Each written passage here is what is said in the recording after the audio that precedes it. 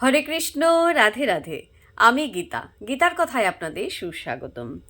আজকে আরেকটি ভিডিওতে গীতার ১৬শ অধ্যায়ের ২৩ নম্বর শ্লোকটি পাঠ করছি। আপনারাও কিন্তু আমার সঙ্গে অবশ্যই পাঠ করবেন।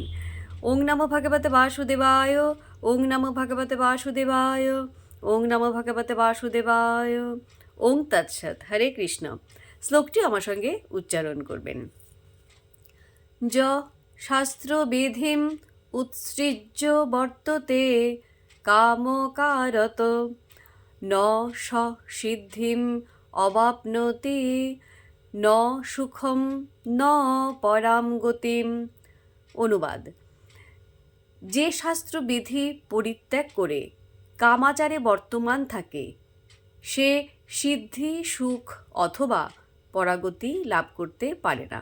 আবারও বলছি, যে শাস্ত্রবিধি পরিত্যাগ করে কামাচারে বর্তমান থাকে, সে সিদ্ধি, সুখ অথবা পরাগতি কিছুই লাভ করতে পারে না। তো ভক্তগণ, এমনি করে প্রতিদিন একটি করে গীতা শ্লোক পাঠ করুন আর এই দুর্লভ মানব জন্মকে ধন্য করুন। আর আমাকে যারা যারা কমেন্ট করেছেন তাদের কয়েকজনের নাম নিচ্ছি: সুব্রত দে, সুনীল বিশ্বাস, এহাকি মজুমদার, মিন্টু বণিক, কিরণ দাস, দেবাশিস চ্যাটার্জি, বাবলু মালাকার, প্রভা দাস, শিবশঙ্কর, আর উদয়। তো আপনারা সবাই আমাকে রাধে রাধে জানিয়েছেন, আপনাদেরকেও রাধে রাধে জানাই।